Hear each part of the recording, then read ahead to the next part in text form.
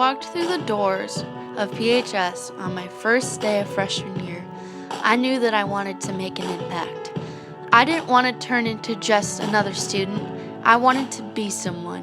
I wanted people to know my name. I wanted those quick little head nods that you give your friends as you pass them in the hallway. I wanted to succeed in my classes and figure out my future occupation. I walked through those doors with a purpose to make a difference.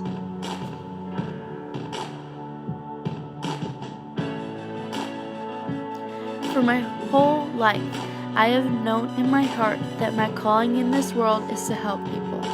Ever since I was a little girl, I have always been interested in participating in charity events and doing good in the world. Nothing else can give me a greater feeling of accomplishment. Every day, I strive to be a servant of Jesus, and He has placed a special friend in my life so that I could be just that. One day, I met Jordan Coleman, and I can honestly say it was a day to change my life forever. Jordan is diagnosed with fibrodysplasia ossificans progressiva, which is a condition in that bone grows all over the joints and until eventually the whole body is locked up. I have been caregiving for her for 3 years now. I get to work with her 32 hours a week. I love every minute of it, even though it can be emotionally taxing and stressful. I believe that Jordan needed me in her life just as much as I needed her. I needed her so that I could realize what I wanted to do with my life. I want to impact as many people as I can. Of a mysterious disease that calcifies their bodies, slowly turning them into human statues.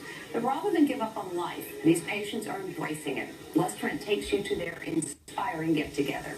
The dance party is in full swing. The DJ gets the crowd moving, shaking, and spinning.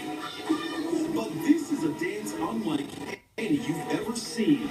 The partygoers were all born with a rare disease called FOP.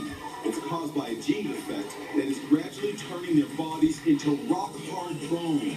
They call themselves FOPers. They're also known as the human statues or petrified people, names they do not particularly like. 59 of these brave souls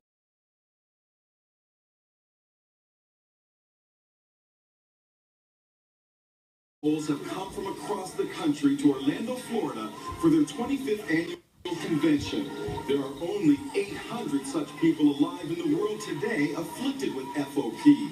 We're human beings turning physically into human statue. 32-year-old Ashley Curpeel's arm was amputated. Her leg, neck, and spine are now rock-hard bone. Ashley came with her family. My sister. Getting into the pool isn't easy. But Ashley's game for playing Splish Splash. It's hard for me to play with her, and I can't do a whole lot, so this is something I can do with her. Most heartbreaking of all is seeing the devastating effects on young children. It begins with FOP's signature diagnosis, a crooked big toe. The youngest FOPer at the convention is 3-year-old William Ellicott from Oregon. William's right arm is permanently stuck in this position. His back is riddled with bone growth. His mom, Katrina, says most people don't understand what's wrong with her little boy. Did you break an arm, or? So I do a lot of explaining. You look good, Chris. That looks really nice. 23-year-old Chris Michelle from New Jersey shows off a daring Victoria's Secret bikini. At 57, John Redding is one of the oldest of the convention years in attendance. He even crafted a spoon with a golf club to make it easier to eat. 18-year-old Brianne LaChance has to force food into her mouth because her jaw is fused shut. They can't open my mouth. Dr. Fred Kaplan is the world's leading expert on the disease. Treating these patients requires scientific knowledge and a lot of heart. Getting ready for the convention is a big undertaking. Ashley's mom helped slip on a new robotic arm. Then it was time to join the party. There they were, her fellow patients having a great time on the dance floor. Chris had changed out of her bikini and was wearing a zebra-patterned cocktail dress. And 3-year-old William, he was dancing up a storm and making new friends, having a great time, comforted by the fact that he was not alone.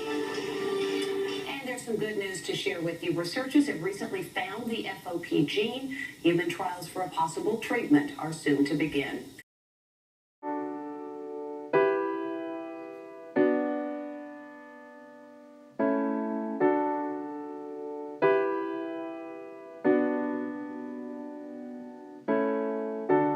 As you can imagine, my involvement in the world of caregiving forced me to mature very quickly. I endure a great deal of responsibilities that most kids my age don't.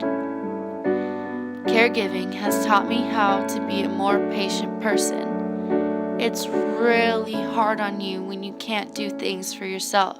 Those of us who are blessed with good health don't understand what it's like to have someone take care of you. It's demoralizing and makes you feel extremely dependent. I have also learned to be more loving. Everyone deserves love, and it can make such an impact.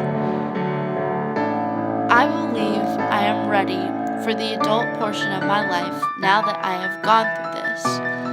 I have learned so much. Although my occupation consumed a lot of my high school career, I still had time to play my favorite sport, basketball.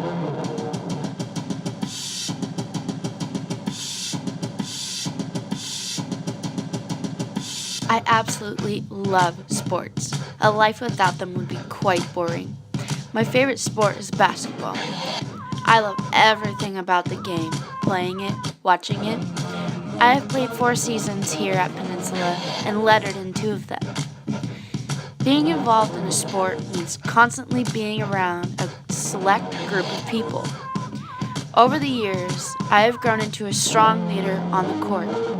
I can promise you that I will be the hardest worker out there at any given time, during practice or a game. I set an example for younger girls. I push them to be better every day and to be committed to the sport.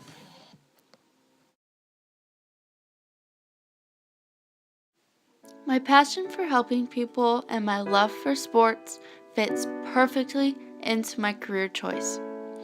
Physical therapy will give me the best of both worlds. Everything about the profession is appealing to me. I love being around people and helping them. I hate being static, and this career will allow me to be constantly moving and on my feet. It amazes me how much my life has set me up for my career choice.